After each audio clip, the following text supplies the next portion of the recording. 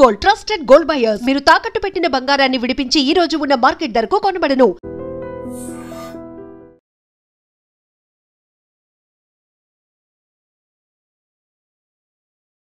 Technology అనుకోండి, social media ప్రభావం అనుకోండి, ఏదైనా అనుకోవచ్చు. వీటిని చూస్తూ ఈ మధ్య కాలంలో మర్డర్లు ప్లాన్ చేసే ఇన్సిడెంట్స్ చాలా పెద్ద ఎత్తున నమోదవుతున్న పరిస్థితి కనిపిస్తోంది. అగైన్ కరీంనగర్ లో ఇట్లనే యూట్యూబ్ ని చూసి మర్డర్ ఎలా చెయ్యాలి, ఎలా అడ్డు తొలగించుకోవాలి అనేది చూసి ఏకంగా భార్యనే భర్తను మర్డర్ చేసినటువంటి సంఘటన ఇది జూలై 29న జరిగింది. యాక్చువల్లీ రమాదేవి అట్లాగే సంపత్ వీళ్ళిద్దరికి కూడా మ్యారేజ్ అయ్యి 25 సంవత్సరాలు అయిపోయింది. అతను ఒక లైబ్రరీలో స్వీపర్ గా పనిచేస్తున్నాడు. ఈమెనేమో ఈ సర్వపిండి లాంటివి ఉంటాయి కదా, అవి అమ్ముకుంటూ జీవనం సాగిస్తున్నారు. వాళ్ళకి 20 ఏళ్లు దాటినటువంటి ఒక కుమారుడు అట్లాగే కుమార్తె కూడా ఉన్నారు. సో భర్తనేమో తాగుపోతూ అట్లాగే ఈమెని అంటే రమాదేవిని పూర్తిగా హింసించేవాడు, కొట్టేవాడు, తిట్టేవాడు అనేది మెయిన్ గా ఈమెకు ఉన్నటువంటి ఇబ్బంది. దీంతో ఆమె ఈ ఇబ్బందులు పడుతున్నటువంటి క్రమంలోనే సర్వపిండి ఏదైతే ఈమె నడిపిస్తోందో ఆ షాప్ కి తరచుగా రాజయ్య అనే వ్యక్తి వచ్చేవాడు. ఆయన ఈమెతోని కొంత చనువుగా ఉండడం, వీళ్ళిద్దరి మధ్యన కొంత అక్రమ సంబంధం ఏర్పడడంతో భర్త అడ్డు తొలగించుకోవాలి.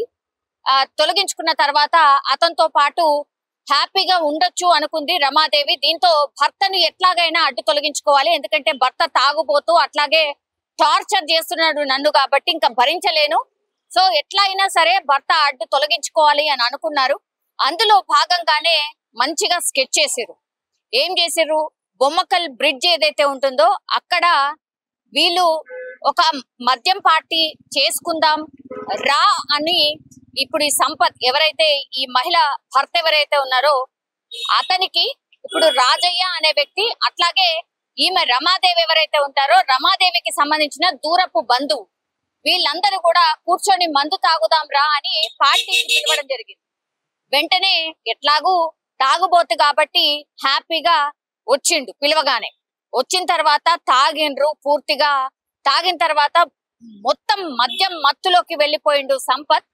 దీంతో ఈ రాజయ్య కావచ్చు అట్లాగే ఇంకో స్నేహితుడు ఎవరైతే బంధువు ఈ రమాదేవి బంధువు ఎవరైతే ఉన్నారో వాళ్ళిద్దరూ అనుకున్న ప్రకారంగానే మత్తు మందు పూర్తిగా తాగి ఊగుతున్నటువంటి టైంలో యూట్యూబ్ లో ఒక వీడియో చూసింది రమాదేవి. అదేంటి అని అంటే, పురుగుల మందు ఒకవేళ ఎవరైనా సరే మనిషి చెవిలో పోస్తే ఆ పురుగుల మందు పూర్తిగా విషంగా మారుతుంది, వెంటనే ఆ మనిషి చనిపోతాడు అనేటువంటిది యూట్యూబ్ లో రమాదేవి వీడియో చూసిందట.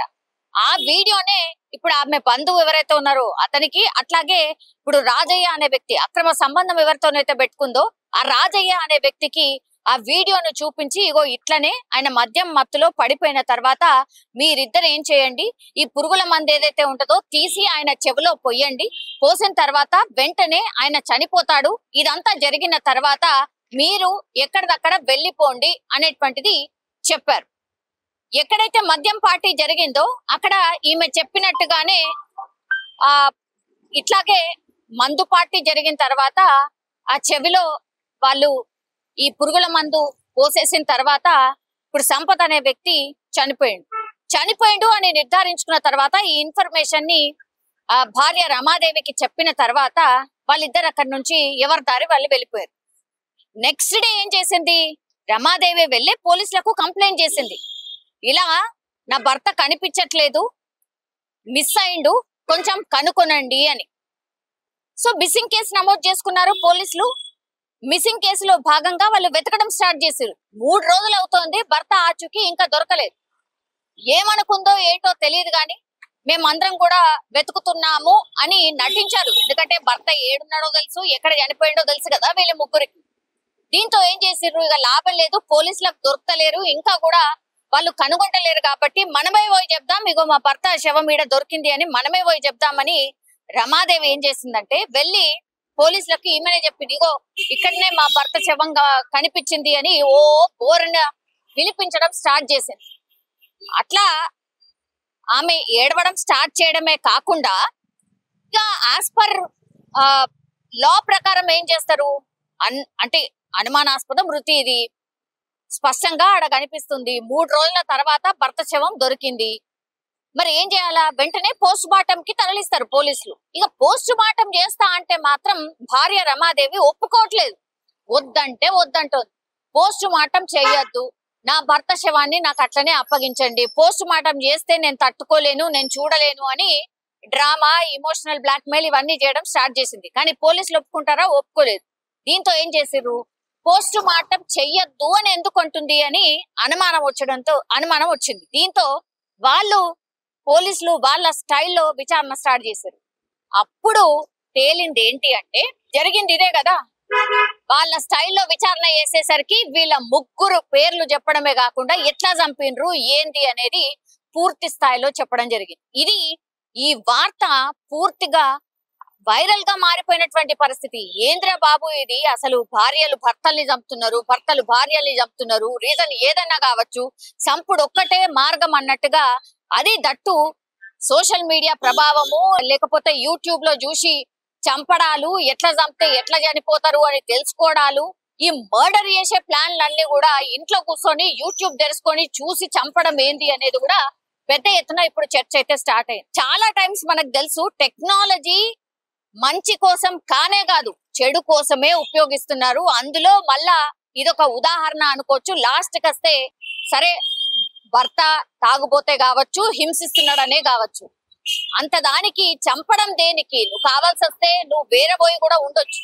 అది చేయకుండా చంపితే పూర్తిగా అసలు శాశ్వతంగా పరిష్కారం దొరుకుతది అనుకొని ఇట్లాంటి ఆలోచన చేస్తున్నారు. ఆ తర్వాత మాత్రం ఏం జరుగుతుంది, ఇట్లాంటి పర్యవసానాలు ఏమైతాయి, టెక్నాలజీ ఇంత పెరిగిపోయింది, ఈజీగా దొరికిపోతారు అన్న ఆలోచన మాత్రం చేస్తలేరు. ఏకంగా ఎంత మంచిగా గట్టిగా ప్లాన్ చేసినా ఇక దొరకము అని అనుకుంటారు, కానీ చాలా చాలా ఈజీగా దొరికిపోతారు అనే దానికే ఎగ్జాంపుల్స్ ఇవన్నీ వరుసగా జరుగుతున్నట్టు ఇన్సిడెంట్స్ అనుకోవచ్చు, వరుసగా బయటపడుతున్నటువంటి కేసులు అనుకోవచ్చు.